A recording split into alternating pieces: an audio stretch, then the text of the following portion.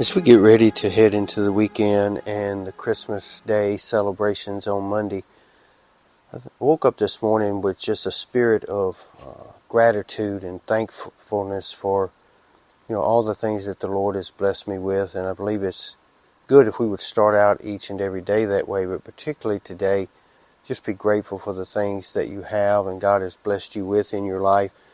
When I was growing up, we never really, had a lot of things, but my parents always made sure we had just enough, and we always had a good Christmas.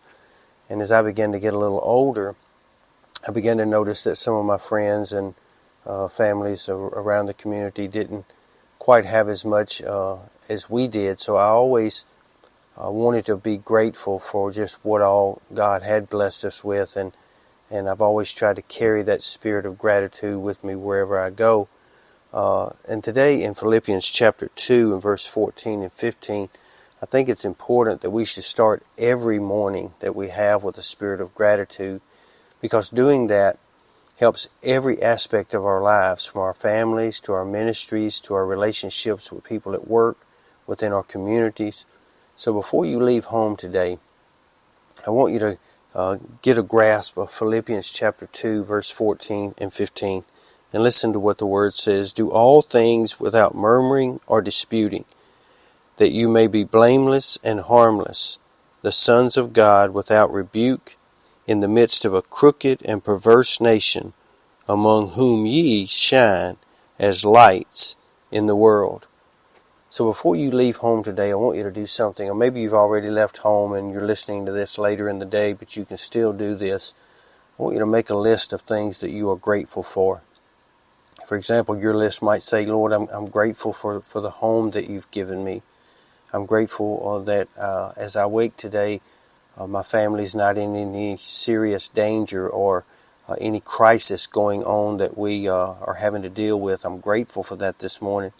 For me personally, I'm grateful for my family. I'm grateful for my church family. I'm grateful for the ministry that God has given me and the ability to be able to carry His Word into the world.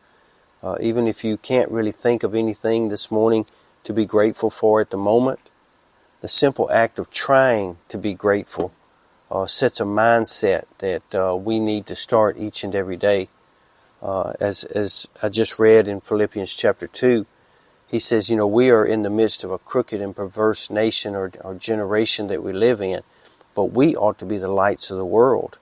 And one of the things that makes a person grateful is that we need to create this atmosphere where we're not complaining. Because when we complain about something, it doesn't really help at all. If you complain about the weather, it doesn't change the weather. If you complain about the way you look, it doesn't necessarily change the way you look. If you complain about all the circumstances that are going around you, it doesn't really change anything. As a matter of fact, complaining is really a total waste of time.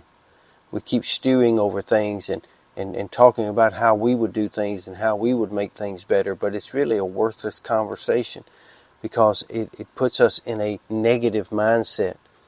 When you begin to ask God what He's doing with your marriage or what He's doing with your family or what He's doing in these things, and you begin to say, God, I'm grateful for what you're doing, then God always comes through, as He says in Colossians, that He wants us to have a life of overflowing joy and thankfulness for the things that we have. So if you want to have an overflowing life rather than an overwhelmed life, it begins by stop complaining about what you don't have and start being grateful for what we do have. And when we start embracing that mindset, we could go a long way to giving back a gift to the Lord that He has already given us. This season in which we live in, we're getting ready to celebrate Christmas Day. I'm sure you've already got all of your gifts, or maybe some last minute things you've got to pick up. But you've gone to great lengths to get things and purchase things to give to other people. Maybe you're anticipating some gifts that will be given to you that you really desire. But stop for a moment this morning and think about the greatest gift that you ever received was from God. And that was the gift of His only begotten Son, Jesus Christ, who came to this earth for one powerful reason, and that was to save our soul, but to also give us a life of gratitude and a life of thankfulness for every gift that He gives us each and every day. The gift of breath, the gift of life, the gift of our families, the gift of our reputation, the gift of people that He's brought in and out of your life that has helped make you who you are today. It's all part of God's plan. So today, let's embrace that old song that says, I won't complain. It doesn't say you don't have a lot to complain about, but that spirit of complaining does absolutely nothing to fix the problem. Walk in a spirit of gratitude today and watch God lift up your heart, lift up your burdens, lift up all the things around you. Today I just want to say I'm grateful and blessed to be able to have done some of the things that I've done in life. There's still many things I want to do. There's many things I want to accomplish. There's many things I want to see my family accomplish. My family blessed in so many ways. But I want to also make sure I don't start complaining about what I haven't seen yet or what I haven't done, and be grateful for what God has allowed me to do.